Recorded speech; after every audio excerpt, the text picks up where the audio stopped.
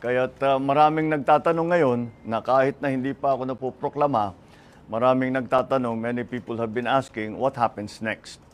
And what are we doing now? Well, right now, syempre, ang intention ko is to hit the ground running. Kung sakali man, matuloy ang proklamasyon later this month, ay kailangan nakahanda na tayo. So pinag-uusapan na namin ang mga appointment. As I'm sure you can imagine, the economic managers are going to be critical for the next several years because of the pandemic and the economic crisis.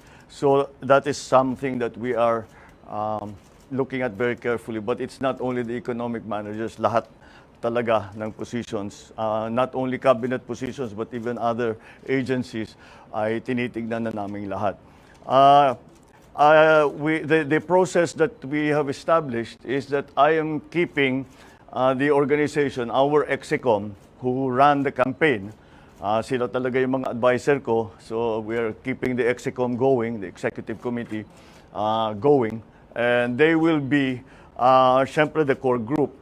But ang thinking ko is that each department, we have to talk to the specialists in that discipline or in that sector. For example, if we're going to talk about agriculture, we have to talk to all the best agriculturists, all the best workers in agriculture that we know. Tanong natin, sino kayang pwedeng magaling?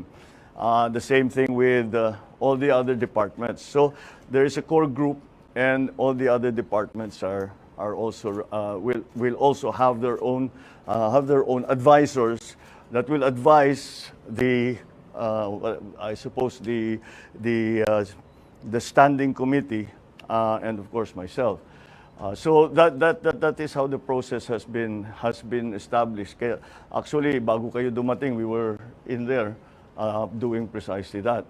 I'm continued to be guided by, as I've said before, a competence and a willingness to work with the next administration. So we have removed, in our discussions, we remove immediately what their political leanings have been.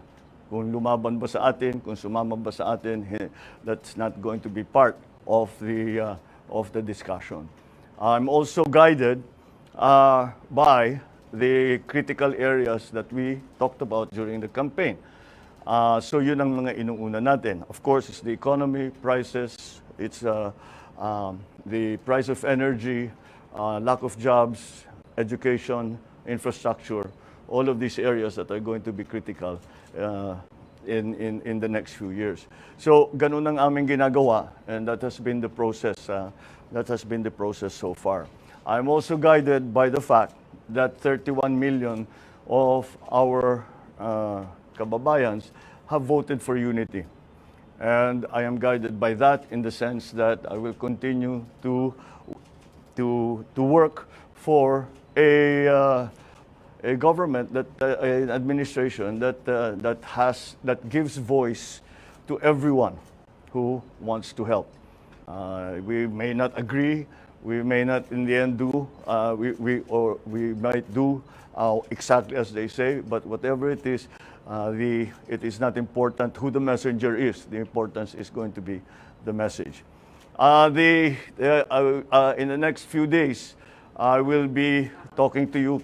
Baka every day there will be something to announce because marami na talaga kami ginagawa. So in the next few days, we will continue to keep you informed about what's going on. And I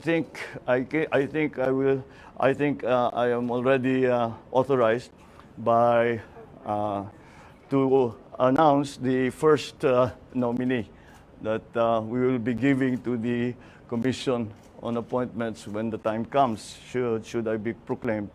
And that is that our incoming Vice President has agreed to take the brief of Department of Education.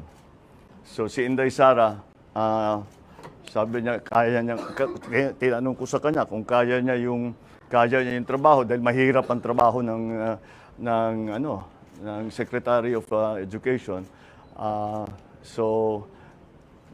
Pero nag-agree naman siya at palagay ko kasama na diyan dahil she is a mother and she wants to make sure that her children are well trained and well educated, and that's the best motivation that we can hope for. So that is the first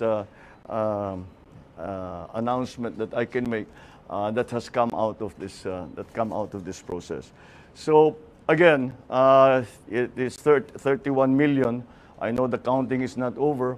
It is not yet official, but I can always say, I always guided and I always look to the fact that 31 million of our countrymen voted for unity. 31 million of our countrymen have agreed to unify and help us unify the country. And those are the basic principles that we continue to follow. So I won't be taking any questions as I have very little more to announce. So thank you very much. Good evening.